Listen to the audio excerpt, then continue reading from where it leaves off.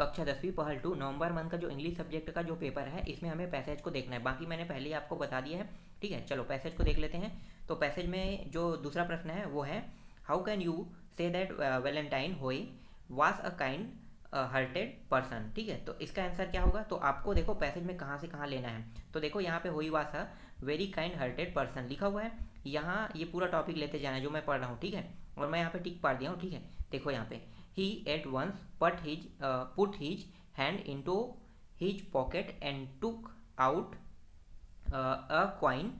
He put that coin on the blind beggar a palm लिखा हुआ है। तो यहाँ तक आपको लेना है दूसरे का आंसर, ठीक है। इसके बाद देखते हैं तीसरा, देखते हैं तीसरा क्या है, what did he do for the blind. तो इसका आंसर क्या लेना है, तो ये जो आविष्कार है ना, तो उन्होंने क्या, होई ने क्या आविष्कार किया, इसको पूछ रहा है ब्लाइंड के लिए।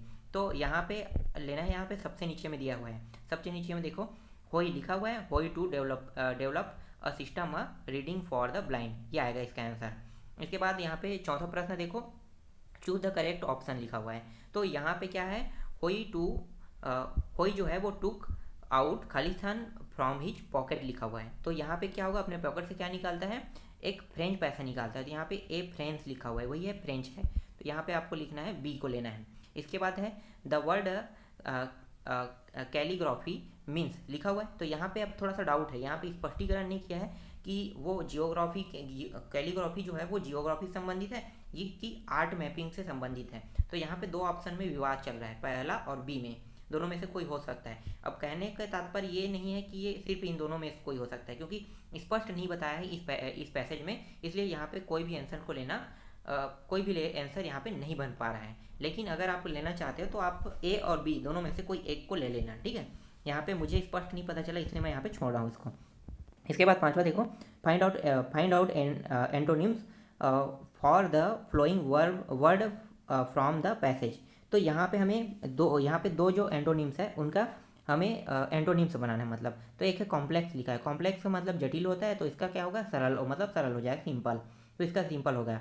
और इसके बाद यहाँ पे दूसरा जो है वो साइटेड है, इसका आंसर हो जाएगा ब्लाइंड हो जाएगा, ठीक है। ब्लाइंड मतलब दिखाई नहीं देना, इसमें दिखाई दिया गया है ऐसा है, तो ब्लाइंड लेना है इसका आंसर। इसके बाद अब हम आ जाते हैं नोट्स में, ठीक है।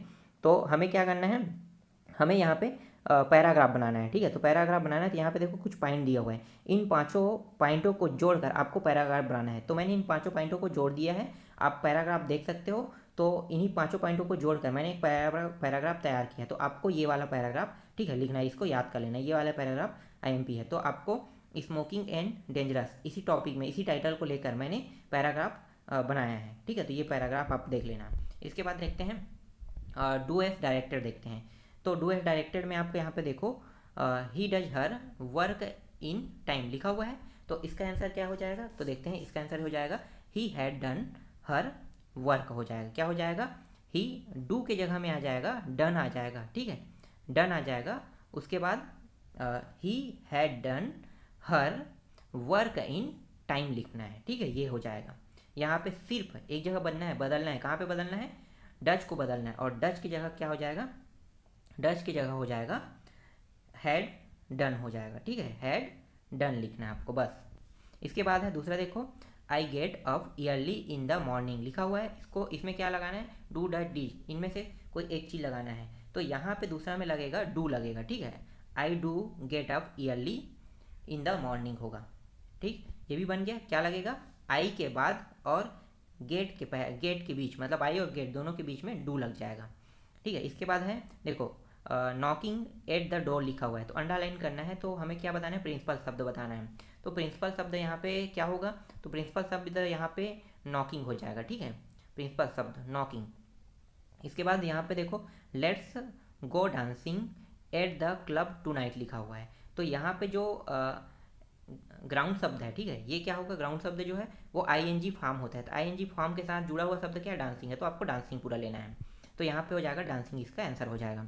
इसके बाद पांचवा देखो, पांचवा छोड़ दो, चलो छठवा देखते हैं। पांचवा भी मैं बता देता हूँ, चलो इसका आंसर भी देख लेते हैं। I really need to eat something, ठीक है, तो I really need to eat something लिखा, तो यहाँ पे आंसर आ जाएगा, इन्फिनिटिव बताना है। तो इन्फिनिटिव शब्द क्या होता है, ईट होता है, ठीक है, खाना जो है, EAT, इट, जो इट लिखा हुआ है ये है। लेकिन आप इसको मत लेना, ठीक है, ये पांचवा प्रश्न मत बनाना, डायरेक्ट छठवा बना देना। छठवां का मैं आंसर बता देता हूँ, सी वाज कुकिंग, खाली स्थान I was finishing my homework. तो यहाँ पे आपको लेना है वाइल लेना है, ठीक है, तो वाइल ले सकते हो।